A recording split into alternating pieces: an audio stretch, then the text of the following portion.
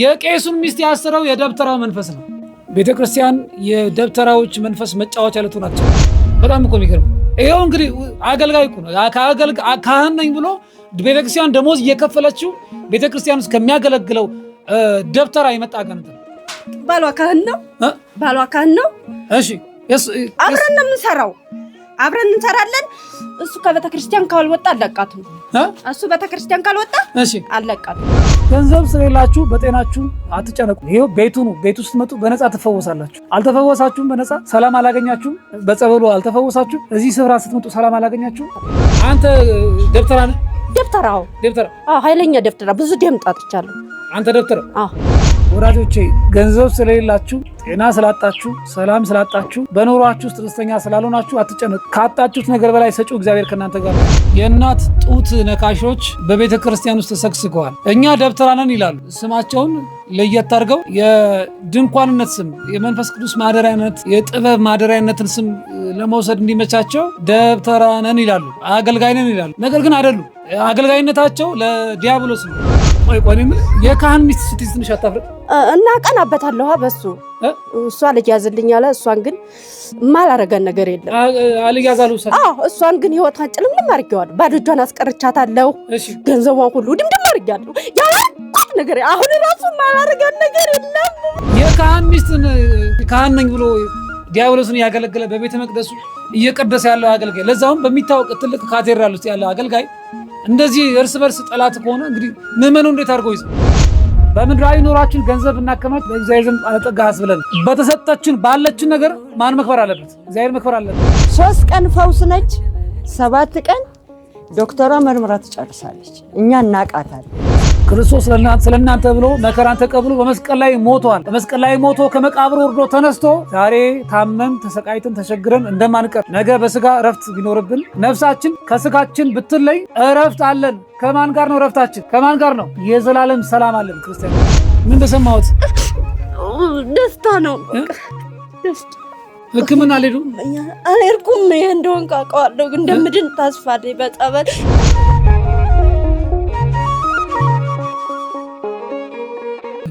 አይዞት እግዚአብሔር ጨርሶ ይማሩት።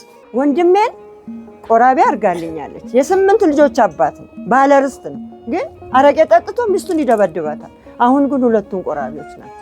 ሁሉ ነገሯ ላይ በቃ ተቆጣጥረናታል። እሺ በቃ ሙሉ አይነ ጥላ ብታገባ ደስ ይላል። አረ ይሄም ማግባት ቀልደኛ ነው። ቀልዳለ ቅድስት አርሴማን አየኋት በይኔ ይላል። አትታይም። እሷ ሰማዕት ነች። እንደኛም ሰው ነበረች ተወልዳ። እሷ ግን የክርስቶስ ልጅ ነኝ ብላ ተሰውታለች። አይኗን አውጣዋታል፣ ጡቷን ቆርጠዋታል። ራቁቷን አረኩስል እሱ ግን በጸጋ አልብሷት። ሰው ራቁቷን ነች ይላል፣ ራቁቷን አልታየች ለቆራጩ። እንደዚህ የተጋደለች እናታችንን አታቀሏት። እሺ በቃ እኔ ያለው በቃ እንድታገባ አልፈልግም። አትፈልግም? እንድታገባ? አዎ እንድታገባ አልፈልግም። ምን ችግር አለው ነው ጥያቄ? እንድታገባ እንዴ ለምን ታገባለች? እኔ ሄዳለሁ እንዴ? አሁን ገና ነው። አዎ ይሁን ቀጥ እየተናገርኩ በቀደም እንዲህ እየተራመድኩ ነው። ለምን ተጀመረልኛ ስራዬ። ዝም ብለው ጸበል ሄዳሉ። ምንም ለውጥ የለም። በቃ ዝም ብለው ገዳም ለገዳም አንከራትታቸዋለሁ። ይሄ የአዲስ አበባ ህዝብ አይሰማም። ህዝቡ ሁሉ 666 ተቀብቷል። አገልግሎቱ ይቀጥላል። ዘንዶን አሸንፏል። ስሙም ዘንዶን አሸንፏል። ስሙም በክብር ጽፏል። በስመ አብ ወወልድ ወመንፈስ ቅዱስ አሐዱ አምላክ አሜን። ሰላም እግዚአብሔር ከእናንተ ጋር ይሁን። እንደምን አረፈዳችሁ? እንደምን ቆያችሁ? እንደምን ሰነበታችሁ? እግዚአብሔር ይመስገን ብለን እናመሰግነው የረዳን አባቶቻችን አምላክ የኛም አምላክ ለሁሉ እግዚአብሔር ስም የተመሰገነ ይሁን። ቆም ያላችሁ አረፍ በሉ። እግዚአብሔር አምላካችን ቢፈቅድ ለተወሰኑ ደቂቃዎች የእግዚአብሔርን ቃል እንማማራለን።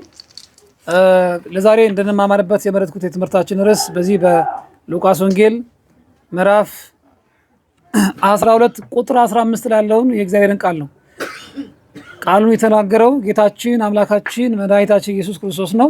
ቃሉ እንደዚህ ይላል፣ የሰው ሕይወት በገንዘብ ብዛት አይደለምና ተጠንቀቁ ይላል። ቃሉን አንድ ላይ በጋራ እንላለን። እስቲ አንድ ላይ በሉ። የሰው ሕይወት በገንዘብ ብዛት አይደለምና ተጠንቀቁ። ይህንን የተናገረው ጌታችን አምላካችን መድኃኒታችን ኢየሱስ ክርስቶስ ነው። እንግዲህ በዚህ በሉቃስ ወንጌል የሰው ሕይወት በገንዘብ ብዛት አይደለምና ተጠንቀቁ ብሎ ሲናገር የሰው ሕይወት በገንዘብ አይደለም ሲል ገንዘብ በሰዎች ሕይወት ውስጥ ያለውን ሚና ለማሳየት ጭምር ነው። ገንዘብ በተለያየ መንገድ የሰው ልጆች ይጠቀሙታል። ያው እንደምታውቁት የጌትነትን ስልጣን የተሰጠው የጌትነትን ስፍራ ያለው ነው። በመጽሐፍ ቅዱስ የሰው ልጆች ለሁለት ጌታ መገዛት አይችሉም ይላል አይደል እንዴ? ለስንት ጌታ? ጌታ የተባለው አምላካችን መድኃኒታችን ኢየሱስ ክርስቶስ ነው። እሱ የሰራዊት ጌታ አልፋና ኦሜጋ የሆነ አምላክ ነው። እሱ የድንግል ማርያም ልጅ ነው። እሱ አንደኛው እውነተኛው ጌታ ነው። ሌላኛው ጌታ በዚህ ምድር ላይ ደግሞ ማን ነው? ገንዘብ ነው። የዚህ ምድር ማለት ነው። የዚህ ዓለም ገዢ ገንዘብ ነው። ገንዘብን በተለያየ ነገር መጠቀም ይቻላል። በገንዘብ ውስጥ እግዚአብሔር ሲቀድም ገንዘብን ለእግዚአብሔር ክብር መዋል ይቻላል። ገንዘብ ላይ ግን እግዚአብሔር እንዲቀድም ካልፈቀድን በኑሯችን ውስጥ ከፍተኛውን የመቆጣጠር ሚና ይጫወታል። እንግዲህ ብዙዎች በዚህ ዘመን እውቀት ለማግኘት ለትምህርት፣ ጤናቸው ለማግኘት ይህን ዓለም አሸንፈው ለመኖር ገንዘብን እንደ ዋነኛ መሳሪያ አድርገው ሲጠቀሙ ከባድ አደጋ ስላለው ምን አለው ጌታ? ተጠንቀቁ አለ። ከኔ ጋር ናችሁ? ምን አለ? የሰው ሕይወት በገንዘብ ብዛት አይደለም አለ። በቃ የሰው ሕይወት በገንዘብ ብዛት አይደለም። አሁን ሕይወታችንን መምራት የምንፈልገው ብዙዎቻችን ገንዘብን በማስቀደም ነው። በገንዘብ እውቀት አግኝተን በገንዘብ ስራ አግኝተን ገንዘብ ለማግኘት እንኖራለን ብለን የሕይወታችንን አቅጣጫ እግዚአብሔርን ሳናስቀድም በሄድንባቸው ጉዞዎች ሁሉ የጠላት ኃይል እስርስር አድርጎን ያስቀምጠናል፣ እስርስር ያደርገናል። ምክንያቱም ሕይወታችንን የሰጠን ማን ነው? ክርስቶስ ነው። እኛን ሊመራን የሚችለው ማን ነው? የሚያኖረን ማን ነው? እግዚአብሔር ነው። ጤና የሚሰጥ ማን ነው? እውቀት የሚሰጥ ማን ነው? በገንዘብ በሚመጣ እውቀት ላይ ጥንቃቄ ካላደረግን እውቀቱ ራሱ እስራት ይሆንብናል። በዚህ ዘመን በጣም ብዙ ሰዎች እውቀታቸውን በገንዘብ ሸምተው እስራት ሆኖባቸው ይኖራሉ። የሰው ሕይወት በገንዘብ ብዛት አይደለምና ተጠንቀቁ፣ ከመንጎችም ሁሉ ተጠበቁ አላቸው። ከኔ ጋር ናችሁ? ከማን ተጠበቁ አለ? ከመንጎች። ገንዘብን በገንዘብ ኃይል ሕይወትን ለመምራት ብዙዎች በገንዘብ ይመራሉ። በጣም ብዙ መንጎች አሉ፣ የገንዘብ መንጎች። ነገ ስሞት ማን ይቀብረኛል? ነገ ሲታመም ማን ያሳክመኛል? ነገስ እንዴት አድርጌ ነው የምኖረው? ገንዘብስ ከሌለኝ ይህን ዓለም ለማሸነፍ እንዴት አስቸጋሪ ነው ብለው ብዙዎች ያስቡና ከእግዚአብሔር እቅፍ ይለያሉ፣ ማህበር ይመሰርታሉ። ከመጎምጀትም ሁሉ ተጠበቁ አላቸው። ጌታችን በምሳሌ የተናገረ ነው። አንድ ባለጠጋ ሰው እርሻው እጅግ ፍሬ አፈራ፣ ፍሬው አፈራለት። በኋላ ምን አለ? እርሱም ፍሬን የማከማችበት ስፍራ አጥቻለሁና ምን ላድርግ ብሎ አሰበ። በጣም በሚገርማችሁ ሁኔታ ሰርተን ወጥተን ወርደን ደክመን ገንዘብ ስናገኝ፣ ጤና ስናገኝ፣ ርዕሳችን ገንዘብ ስለሆነ ገንዘብ ስናገኝ ምን እናደርግበት ብለን ብዙዎቻችን እንጨነቃለን። ባገኘነው ገንዘብ የምናደርገው ነገር ግራ ይገባናል። አሁን አዝመራው እርሻው ሞልቷል፣ ፍሬያማ ሆኗል። ምን ላድርግበት ብሎ አሰበ። እንዲህ አድርጋለሁ ብሎ አለ፣ ጎተራዬን አፍርሼ ሌላ የሚበልጥ እሰራለሁ፣ በዚያም ፍሬንና በረከቴን ሁሉ አከማቻለሁ። ነፍሴንም አንቺ ነፍሴ ለብዙ ዘመን የሚቀር ብዙ በረከት አለሽ፣ እረፊ ብዬ ጠጪ፣ ደስ ይበልሽ እላታለሁ አለ። ይሄ የብዙዎቻችን ሕይወት መገለጫ ነው። ሰርተን ለፍተን ደክመን ፍሬ ስናፈራ ገንዘባችን የት እናድርገው? ያፈራነውን ፍሬ ሀብታችን ወዴት እናድርሰው ብለን ብዙዎቻችን እንጨነቃለን። ገንዘብ ማግኘትን፣ ሀብትን፣ የዚህ ዓለም ብልጽግናን እግዚአብሔር እንዲከብርበትና እግዚአብሔር እንዲቀድምበት ካላደረግን መጠንቀቅ አለብን። የእኛ ኑሮ ይህን ነው የሚመስለው።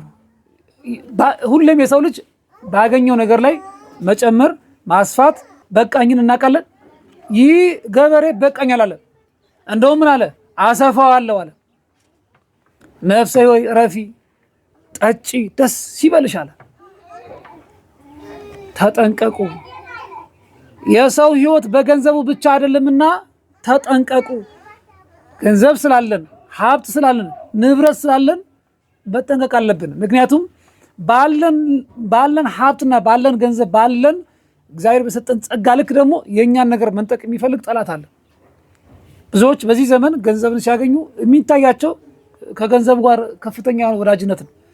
መጠጣት ነው፣ መስከር ነው፣ ጫት መቃም ነው፣ መዝናናት ነው። በቃ ይህን ዓለም ደህና አድርገው በቃ ማተረማመስ ነው። ባላቸው ነገር ላይ ማጠራቀምን ፈልገው የሚቆጥቡ አሉ። ከኔ ጋር ናችሁ? የሚቆጥቡ አሉ። ይሄ ባለ እርሻ፣ ይሄ ባለ አዝመራ ምንድን ያለው? ያለኝን ጎተራ አፍርሼ ሌላ የሚበልጥ እሰራለሁ አለ። ያለኝን ምን አድርጌ አሁን እኛ ከሰላቢው በላይ እኮ ሰላቢ ሆነናል። የህይወታችን ሰላቢ ሆነው እኛው ነን። እግዚአብሔር በሰጠን ነገር እቺ ነገር ለድሆች ሰጥቼ መጽውቼ ለቤተክርስቲያን አድርጌ አድጋለሁ፣ በረከት አገኛለሁ፣ ከእግዚአብሔር እንደገና ይጨምርልኛል ብለን አናስብም። የተሰጠን ነገር ምን አድርገን አፍርሰን የሰላቢው ላዘዘን ወጪ በመስጠት በጤናችን በኩል ለተጠየቅነው በመስጠት እናም በረከቴን ሁሉ አከማቻለሁ፣ ነፍሴንም አንቺ ነፍሴ ጠጪ ደስ ይበልሽ እላታለሁ አለ። እግዚአብሔር ግን እንዲህ አለ፣ አንተ ሰነፍ አለው። ከኔ ጋር ናችሁ? ምን አለው? አንተ ሰነፍ አለው። ወዳጆቼ ገንዘብ ከተሰጠን፣ ሀብት ንብረት ከተሰጠን እግዚአብሔር እንዲከብርበት ነው ማድረግ ያለብን። ብዙዎቻችን ገንዘብ እንፈልጋለን፣ ንብረት እንፈልጋለን፣ ሀብት እንፈልጋለን። ቢሰጠን ግን እንዴት አድርገን መኖር እንደምንችል አናውቅበት። ስለዚህ እግዚአብሔር እንዳንጠፋ ያቆይብናል፣ ያዘገይብናል። አልተዘጋጀንማ። ምክንያቱም ቢሰጠን ሰነፎች ነው ምን ሆነው በተሰጠን ነገር ላይ መጨመርን ነው፣ ማስፋትን ነው፣ ፎቅ ላይ ፎቅን በቃ ግዛት ማስፋፋትን ነው እንጂ በእውነት ያለንን ነገር ለእግዚአብሔር መስጠት ላይ የለንበት። እማንሰጥ ከሆነ ለእግዚአብሔር ያለን አፍርሰ ሌላ ማስፋፊያ የምንከፍት ከሆነ ችግር ውስጥ ነን። ደግሞ እንዲህ አይነት የተባረኩ ቤተሰቦችም አሉ። እዚህ ከመካከላችን የሚገኙ ቤተሰቦች የቤተሰብን ውርስ መሬት ለቤተ ክርስቲያን ያላቸው ለቤተ ክርስቲያን ሰጡ። እየሰማችሁ ነው? ያላቸው መሬት ለእግዚአብሔር ቤት ሰጡ። እግዚአብሔር ቤት እንዲሰራበት እንዲታነጽበት። አሁን እኛ ግን የምንፈልገው ምንድን ነው? ገንዘብ ይኖረን 200 ካሬ አይደለ? 400 ካሬ 600 ካሬ 1000 እያለ መጨመር አይደለም ነው አይደለም? በቃ ምን ማድረግ አለብን? ያለንን ነገር ለማን መስጠት አለብን? ለማን? ለእግዚአብሔር። አንተ ሰነፍ አለው፣ በዚች ሌሊት ነፍስን ከአንተ ሊወስዷት ይፈልጓታል። በጣም የሚገርመው ያለንን ነገር ለእግዚአብሔር ማንሰጥ ከሆነ እግዚአብሔርን ካላስቀደምን ሁሌም በመጨመር ላይ የተመሰረተ አኗኗር ካለን በሌሊት እኛን ሊወስደን የሚመጣ ክፉ መንፈስ አለ። እንደ ደግነታችን ደግ ከሆንንና ከእግዚአብሔር ጋር ከሆነ አኗኗራችን በሞት ጊዜ ቅዱሱ መልአክ ይመጣል። አለበለዚያ ግን እንደዚህኛው ገበሬ ከሆነ አኗኗራችን መልአከ ሞት ይመጣል። መቼ ነው የሚመጣው? በሌሊት ይመጣል። ያስጨንቃል ማለት ነው። እግዚአብሔር በሰጠ ነገር ያስጨንቃል። ልጆች እኮ የእግዚአብሔር ስጦታ ናቸው አይደል እንዴ? ልጆች የእግዚአብሔር ስጦታ ናቸው። በልጆች ያስጨንቋል። እግዚአብሔር በሰጠ ነገር ያስጨንቃል። የልጆችን ጤና እየነሳ ጊዜን እየሰለበ ኑሮውን እየወሰደ ይኸው እንግዲህ ሊወስዱ ይፈልጉታል። ይህስ የሰበሰብከው ለማን ይሆን አለው። ከኔ ጋር ናችሁ? ለማን ይሆን ወዳጆቼ? በባንክ ያጠራቀመው ገንዘብ ለማን ይሆን? በየስፍራው የገዛነው በሬት ለማን ይሆን? በየስፍራው ያከማቸነው ሀብት ለማን ነው? ባለችን ነገር እግዚአብሔርን አመስግነን ዝቅ ብሎ እኮ ይላል፣ ዝቅ ብሎ ይናገራል። የሚመግበን እግዚአብሔር ነው፣ የሚያኖረን እግዚአብሔር ነው፣ ጤና የሚሰጠን እግዚአብሔር ነው፣ ተስፋ የሚሆነን እግዚአብሔር ነው። ለዘላለም ደስተኛ የምንሆነው ከእግዚአብሔር ጋር ነው። ይህ ያጠራቀምከው ለማን ይሆናል አለው። የሰበሰብከው ለማን ይሆናል አለው። ለራሱ ገንዘብ የሚያከማች በእግዚአብሔር ዘንድ ባለጠጋ ያልሆነ እንዲህ ነው። ለራሱ ምን የሚያከማች? ለራሱ ገንዘብ የሚያከማች በእግዚአብሔር ዘንድ ባለጠጋ ያልሆነ እንዲህ ነው። በምድራዊ ኑሯችን ገንዘብ እናከማች በእግዚአብሔር ዘንድ ባለጠጋ ያስብለን። በተሰጠችን ባለችን ነገር ማን መክበር አለበት? እግዚአብሔር መክበር አለበት። ወዳጆቼ ገንዘብ ስለሌላችሁ፣ ጤና ስላጣችሁ፣ ሰላም ስላጣችሁ፣ በኑሯችሁ ውስጥ ደስተኛ ስላልሆናችሁ አትጨነቁ። ካጣችሁት ነገር በላይ ሰጪው እግዚአብሔር ከእናንተ ጋር ነው ያለው።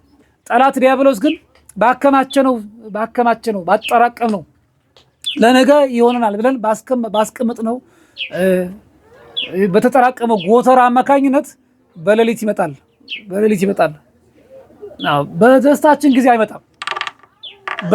አይመጣም። ጤና ባጣን ጊዜ፣ መራመድ በተሳነን ጊዜ፣ መቆም በተሳነን ጊዜ፣ ማረፍ በተሳነን ጊዜ፣ ቤተ እግዚአብሔር ለመምጣት በተቸገርን ጊዜ ይመጣና እግዚአብሔር ረስቶሻል ይላል። ጸሎትሽ አይሰማም። ምን ብለሽ ነው የምትደክሚው? ድካም እኮ ያንተ ህይወት ድካም። ዝም ብለህ የምትደክመው ትለፋለት፣ ትጥራለት፣ ታገኛለህ። ብኩን ነህ ይላል። ለምን? በጨለማ ነው የመጣው። በመከራው ጊዜ ነው የመጣው። በመከራው ጊዜ ይመጣና ያጨልማል፣ ህይወትን ያጨልማል። ለራሱ ገንዘብ የሚያከማች በእግዚአብሔር ዘንድ ባለጠጋ ያልሆነ ሰው እንዲህ ነው። ለደቀ መዛሙርቱም እንዲህ አለ። ስለዚህ እላችኋለሁ፣ መፍትሄው ነው። እየሰማችሁ ነው? መፍትሄው ነው። ስለዚህ እላችኋለሁ፣ ለነፍሳችሁ በምትበሉት ወይም ለሰውነታችሁ በምትለብሱት አትጨነቁ። እየሰማችሁ ነው? እንግዲህ ለነፍሳችሁ በምትበሉት ወይም ለሰውነታችሁ በምትለብሱት አትጨነቁ። ነፍሴ ወዴት ታርፍ ይሆን? አሁን በዚህ ምድር እንዲህ ተሰቃይቼ ከኖርኩ ቀሪ ዘመኔንስ ምን ሆናለሁ ብላችሁ አትጨነቁ። ክርስቶስ ስለእናንተ ብሎ መከራን ተቀብሎ በመስቀል ላይ ሞቷል። በመስቀል ላይ ሞቶ ከመቃብር ወርዶ ተነስቶ ዛሬ ታመን ተሰቃይተን ተቸግረን እንደማንቀር ነገ በስጋ እረፍት ቢኖርብን ነፍሳችን ከስጋችን ብትለይ እረፍት አለን። ከማን ጋር ነው እረፍታችን? ከማን ጋር ነው? የዘላለም ሰላም አለን። ክርስቲያኖች የዘላለም ደስታ አለ፣ የዘላለም ህይወት አለ። በነፍሳችሁ አትጨነቁ። ወይም ለሰውነታችሁ በምትለብሱት አትጨነቁ።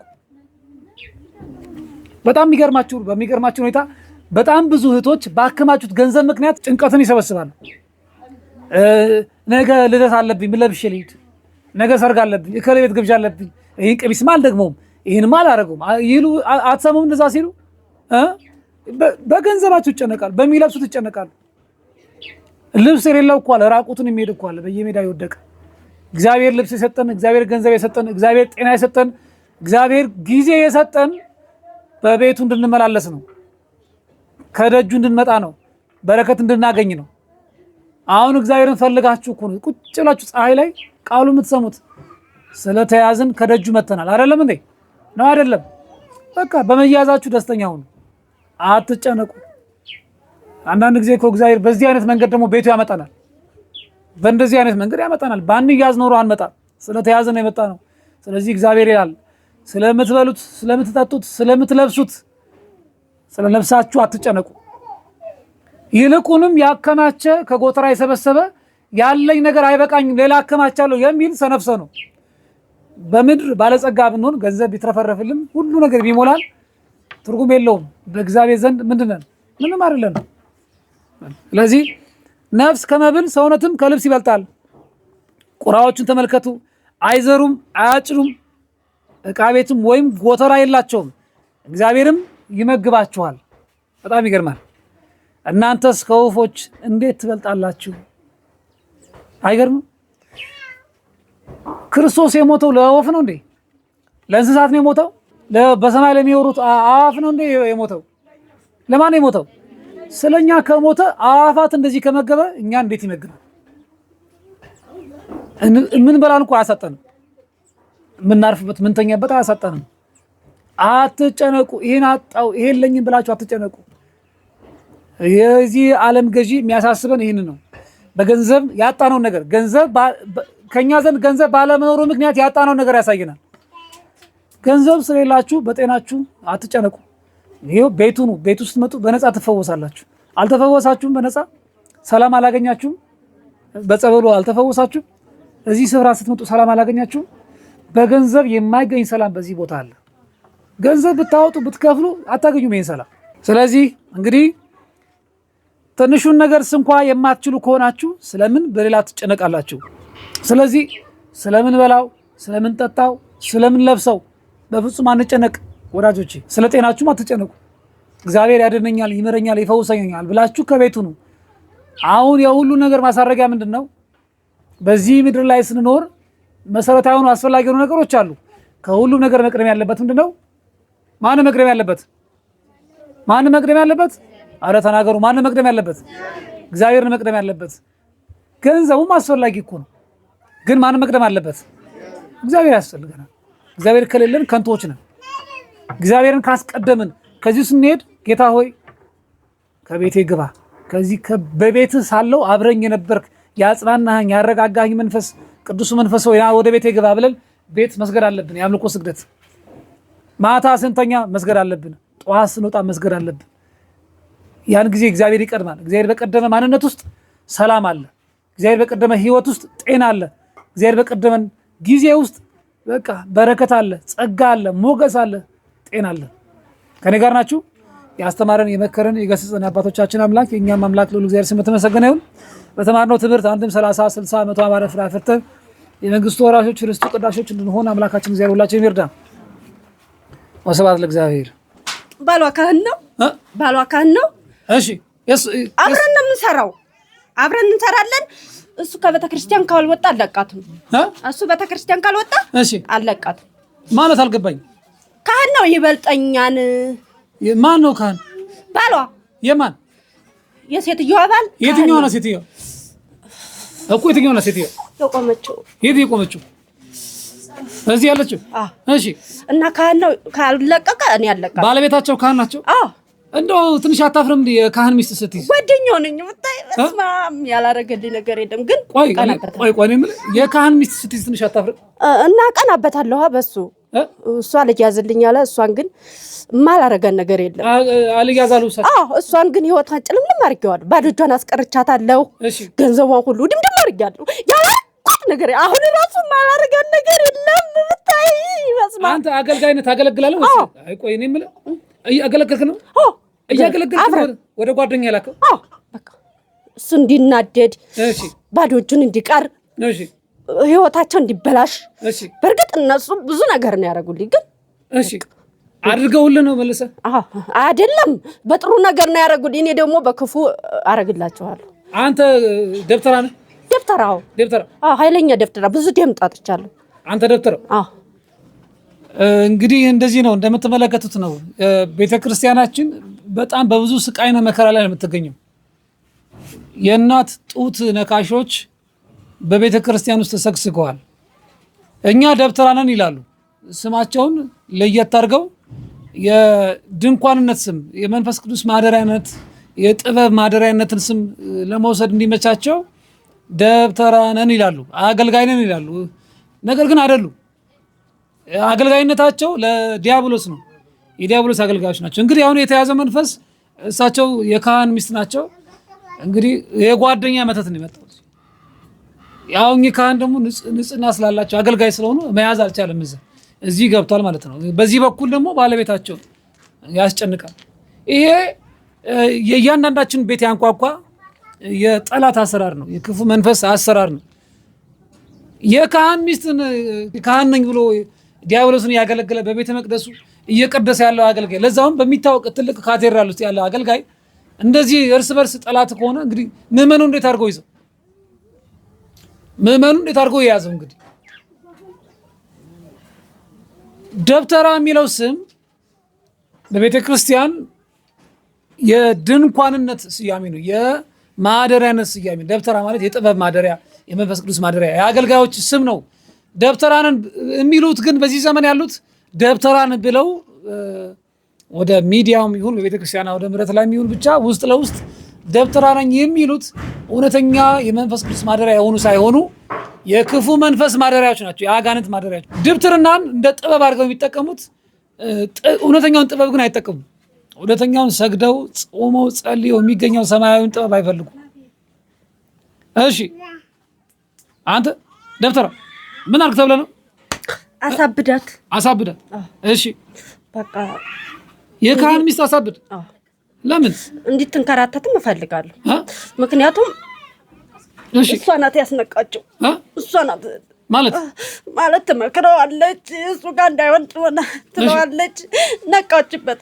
እሺ ነቃችብኝ።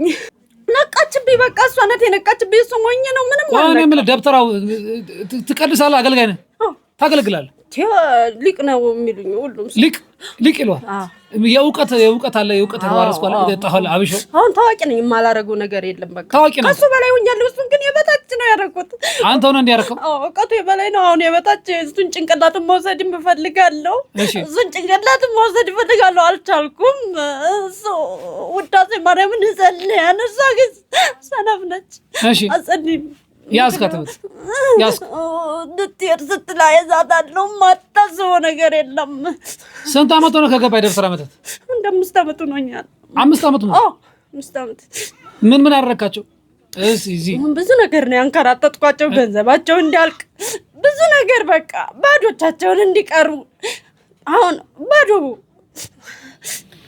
የደብተራው መንፈስን ከቤተ ክርስቲያን ማስወገድ የእግዚአብሔር ድርሻ ነው እግዚአብሔር ይህን ስራ የሚሰራ የኛ ድርሻ ደግሞ መግለጥ ነው እንዲህ አይነቱ መንፈስ ከቤተ ክርስቲያን መወገድ አለበት በእንደዚህ አይነቱ መንፈስ ምክንያት ብዙዎች ከቤተ ክርስቲያን ይርቃሉ ቤተ ክርስቲያን የደጋሚዎች አስማትና ጥንቁልና ድግምትን የሚሰሩ አገልጋዮች መከማቻ አድርገው የሚያስቡ ብዙዎች አሉ አይደለም የቤተ ክርስቲያን እውነተኛ አገልጋዮች አሉ እውነተኛ ደብተራዎች መንፈስ ቅዱስ ማደሪያ የሆኑ አባቶች ሊቃውንት አሉ እውነተኛ ካህናቶች አሉ እውነተኛ መሪጌቶች አሉ የዛን ያክል ደግሞ የክፉ መንፈስ ማደሪያ የሆኑ አሉ አትሸወዱ በደንብ አድርጋችሁ በማስተዋልና በጥንቃቄ ነው ቤተክርስቲያን ስትቀርቡ አባቶችንም ስትይዙ እንዴ ዝም ብሎ መንገደኛውን ቄስ ነኝ ያለውን ሁሉ ቄስ ነው ብላችሁ አትከተሉ መርምሩ አሁን ችግሩ እኮ በውስጥ ሆነው የሚያገለግሉት ሁኔታ አድርገን ምን ለየው በጣም እኮ የሚገርመው ይሄው እንግዲህ አገልጋይ እኮ ነው ካህን ነኝ ብሎ ቤተክርስቲያን ደሞዝ እየከፈለችው ቤተክርስቲያን ውስጥ ከሚያገለግለው ደብተራ የመጣ አጋንንት ነው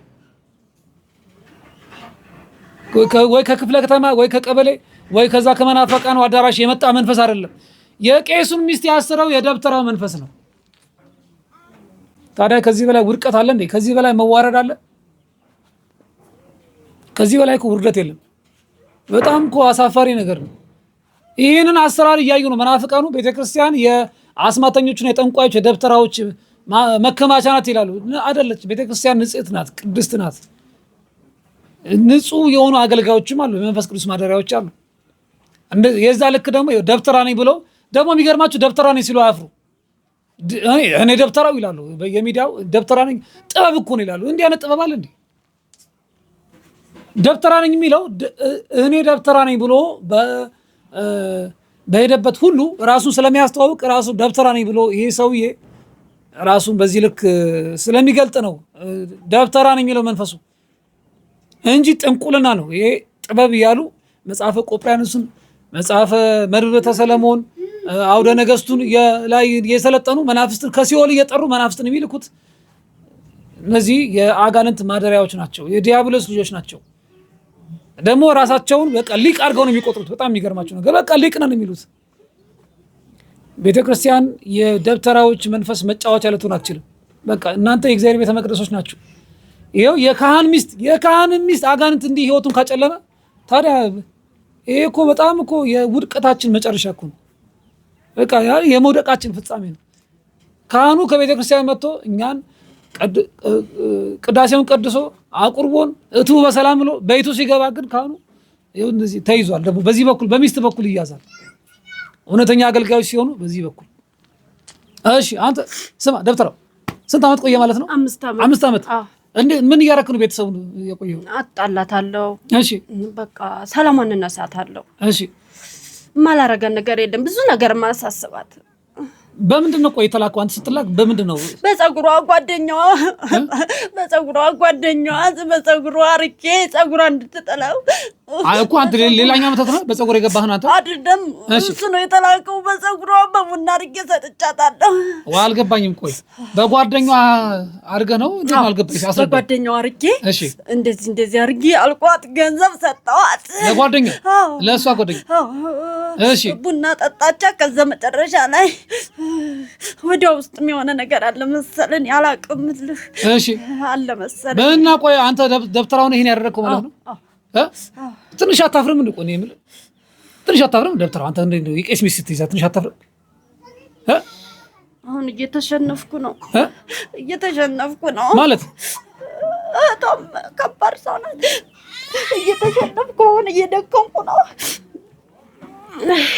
እየሰማችሁ ነው ይሰማችኋል እየሰማችሁ ነው? አሁን ትሄዳለህ ትቆያለህ? አይ እየተሸነፍኩ ስለሆነ እወጣለሁ እንጂ። ትሄዳለህ? በምን ተሸነፍክ ንገረኝ። በእህቷ ጸሎት ነው። እኔ የምልህ ቆይ የእሳቸው አንቱም አንቺም እያልኩ እየቀላቀልኩት ነው እንግዲህ። እኔ የምልህ የእሳቸው ባለቤት ካህኑ እንዴት ነው መያዝ አልቻልኩልህ? ለምንድን ነው እንዳይግባቡ ሁሉ ነገር ዘግቼዋለሁ። እንዳይግባቡ እንደው እዛ አለ ካህኑ ላይ አለ እንዳይግባቡ አድርጌያለሁ። ነው እዛ ካህኑ ላይ አርፋል ገብታ። ኧረ በፍጹም እሱ ከባድ ሰው ነው። አታውቀውም? እሱ ከባድ ሰው አትገባም ወደዛ። ኧረ በፍጹም ምናቸውን ያዘ? ምናቸው ያዘ? ጸሎታቸው ንጽህናቸው። ኧረ በስመ አብ አይገልጽም። ይኸው እንግዲህ እየሰማችሁ ነው አይደለ? እውነተኛ ንጹህ አገልጋዮች አሉ። የዚያን ያክል ደግሞ ዲያብሎስን ተዋርሰው የሰውን ሕይወት የሚያጨልሙ የዲያብሎስ አገልጋዮች የአጋንንት ማደሪያዎች አሉ። ደብተራ ብለን ስንል የካህናትን ስም የማጥፋት ዘመቻ የያዝን አድርገው የሚያስቡ ሰዎች አሉ።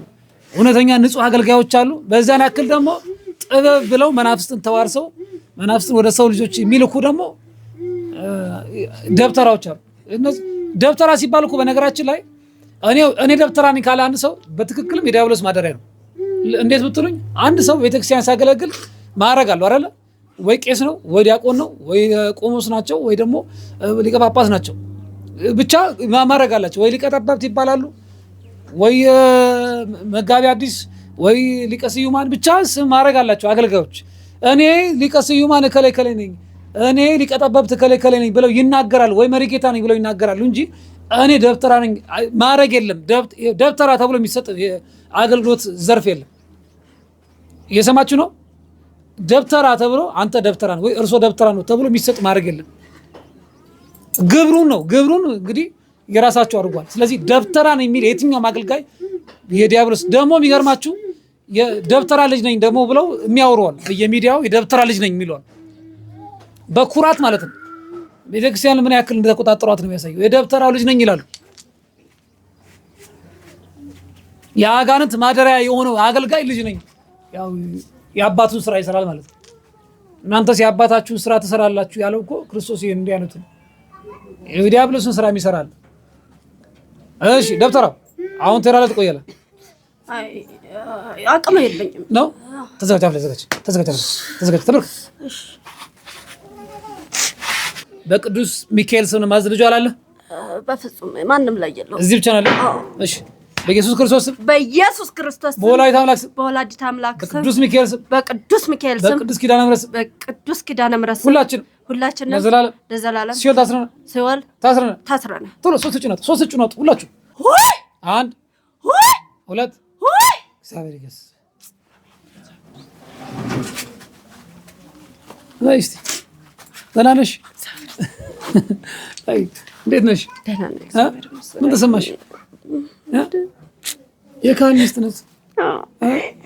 ያው እንግዲህ አንቺም አንቱም እያልኩ እየቀላቀልኩ ነው። ምን ተሰማሁት? ደስታ ነው ደስታ። እንዴት ግን ቆየ ካህን ሚስት ሆኖ እንደዚህ ሲሰቃዩ እንደው ምንድነው ችግሩ? አውቃለሁ። ጸበል ይሄዳሉ።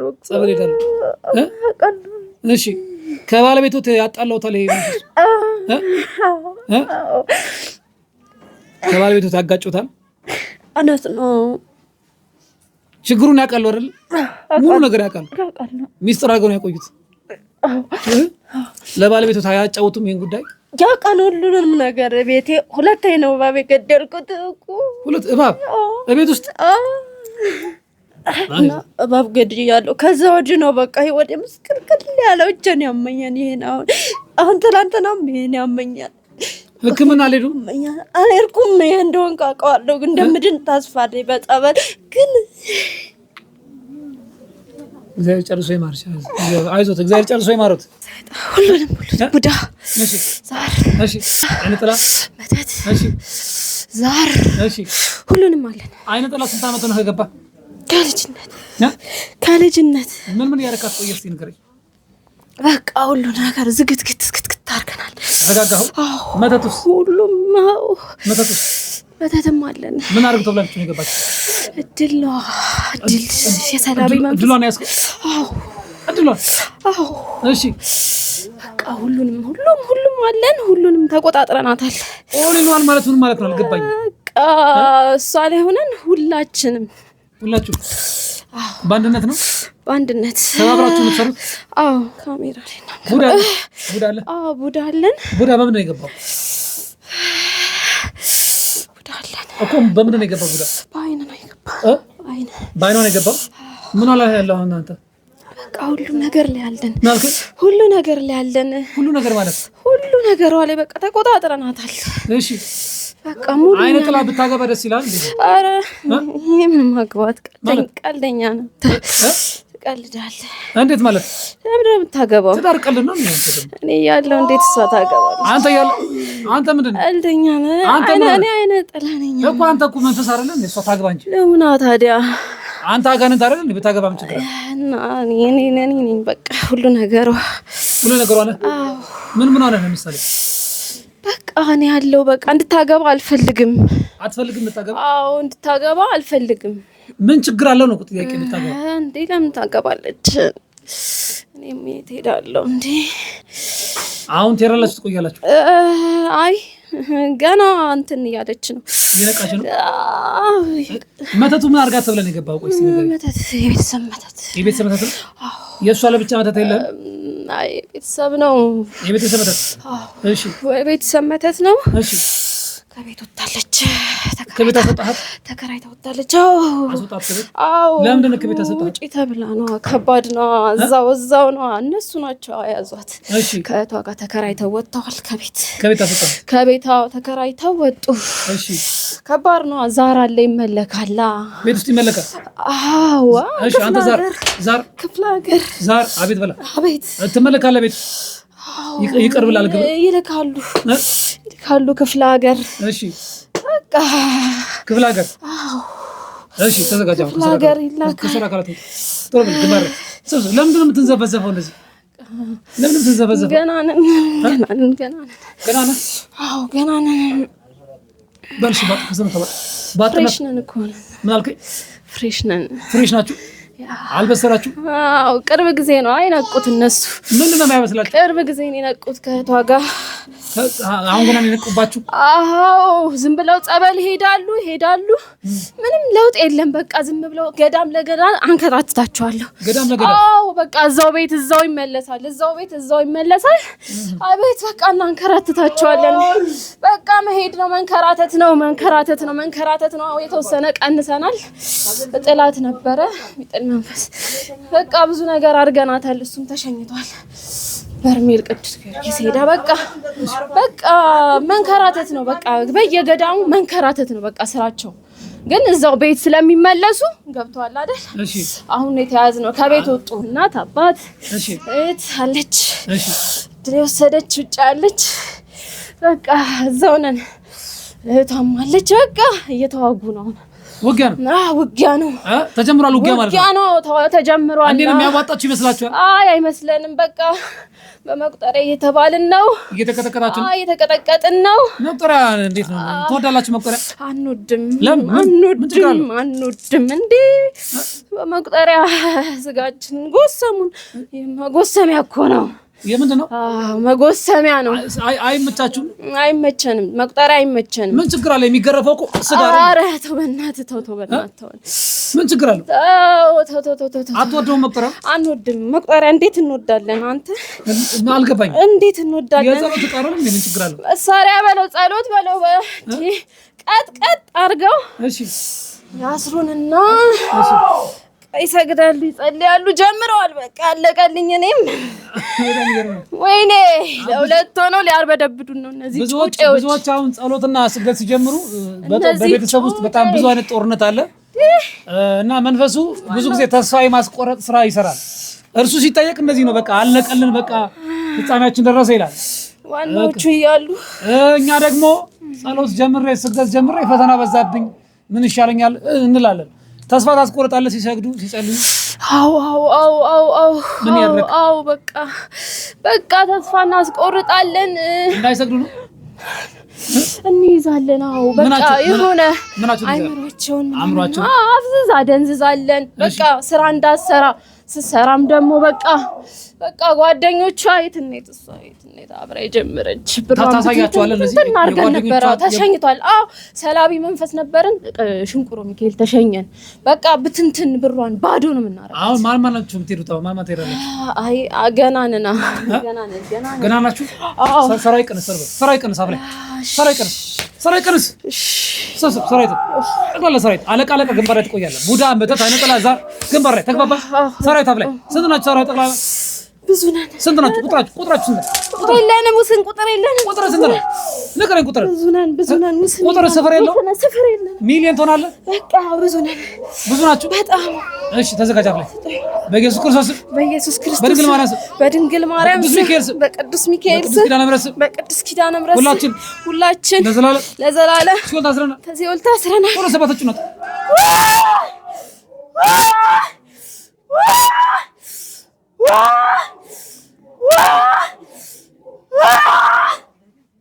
እግዚአብሔር ይገስ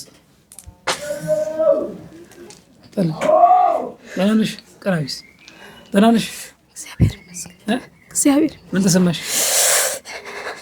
እንጃ ምን ማለት ተሰግጃለሽ? ቅጥቅጣን ጀምረሻል? አዎ ተቀጠቅጫለሽ? እየቀጠቀጥሽ ነው? እየሰግርሽበት ነው? ለውጥ አለሽ? አዎ ማርች እግዚአብሔር ጋር የቅድስት አርሴማ መልእክት ስላለኝ ነው።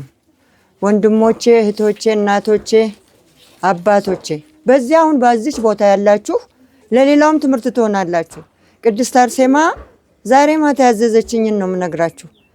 ጠዋት ከመኝታችሁ ስትነሱ ያደረ ላባችሁን ታጥባችሁ ነው፣ ሳትታጠቡ ጸበል አትጠመቁ ብላለች።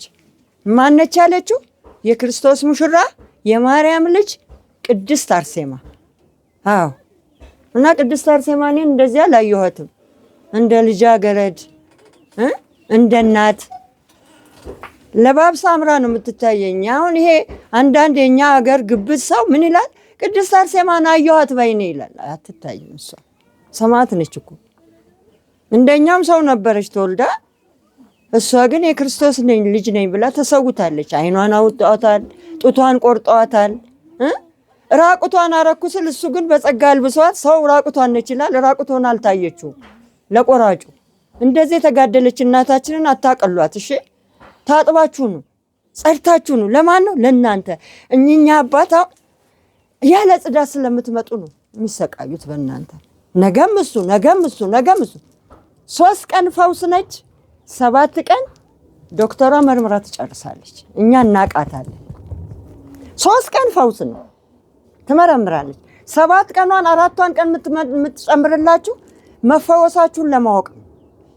እንግራችሁ እኔ ልጆቼ እኔ ገዳም ስገባ ነው ንጹህ ሰው ይሆኑልኝ። እኔን መሪ አድርጋ ገባች ለትውልዴ። እንኳን ወንድም የአንድ የእናቴ ልጅ አረቄ ብቻ ስጃራ ብቻ የነበረውን ቆራቢ አድርጋልኛለች። ልንገራችሁ እንደዚህ ምሰራ ነች። አዎ እልም ያለ ሰካራም ልጄ ወንድሜን ቆራቢ አድርጋልኛለች። የ8 ልጆች አባት ነው፣ ባለ ርስት ነው። ግን አረቄ ጠጥቶ ሚስቱን ይደበድባታል። አሁን ግን 2ቱን ቆራቢዎች ናቸው። የገብርኤል አገልጋኝ አባቴ ገብርኤልን የተከለ ነው። በሳር ቤት ያቆማትን አሁን በፎቅ ላይ ነው እየተቀደሰ ያለው ገብርኤል። የአባቴ የኔ የወለደኝ።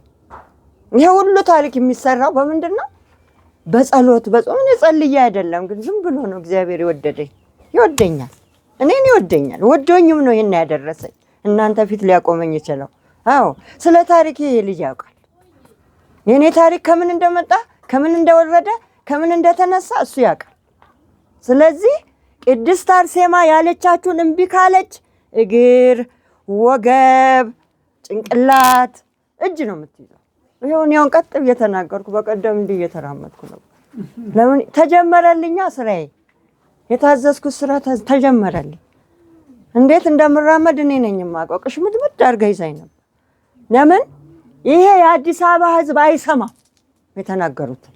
ካልሲ አውልቂ ገላምጣኝ ታልፋለች፣ ጥፍር ቀለምታይ ገላምጣኝ ታልፋለች።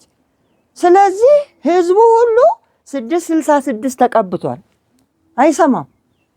እቺ ደግሞ ምን ታወራለች ይላል። እኔ ምን ቸገረኝ? ማውራት ብቻ ነው። ተጠንቀቁ። ታጥባችሁ ነው በቃ ዋናው ነገር። ጠዋት ታጥባችሁ ደህና ልብስ ለብሳችሁ ነውና ተጠመቁና አባታችንን አታስቸግሯቸው። በቀን የሚመለሰው የእናንተ ጽዳት ማጣት ነው። አንደኛ የልብ ጽዳት፣ ከልብስም ከምንም የልብ ጽዳት ይኖራችሁ። ይህ ሰውዬ ዝም ብሎ እኮ ነው። ከዚህ ተወጡና ያድነን ይሆን ዝም ብሎ ብቻ መታ ነው አትበሉ። ያድናል። እሱ ላይ ያለው ማን ያውቃል? ሰው ነው እኮ ግን የተሰጠው ነው እንዴ። ሕፃን ልጅ ትላንትና ቤተ ዘመዷን ሰብስባ ስትመጣ አታውም እንዴ? እህቷን እናቷን ይዛ መታለች ሕፃኗ ልጅ። በዚህ እግዚአብሔር በሰው ላይ ነው የሚቀመጠው። በርቱ። እኛ ያልኮየ እሳቸው ያላቸውን ስሙ። እኔም ደግሞ እናገራችሁን ያቺ አሮጊት ምን ተናግራለች እንዳትሉ ስሩበት። ታጥባችሁ ነው። ላልሰሙ አሰሙ። አዋጅ ነው ይሄ። እሺ አላችሁ፣ ተቀበላችሁ። ክርስቶስ ከእናንተ ጋር ይሁን። ሰላም አለ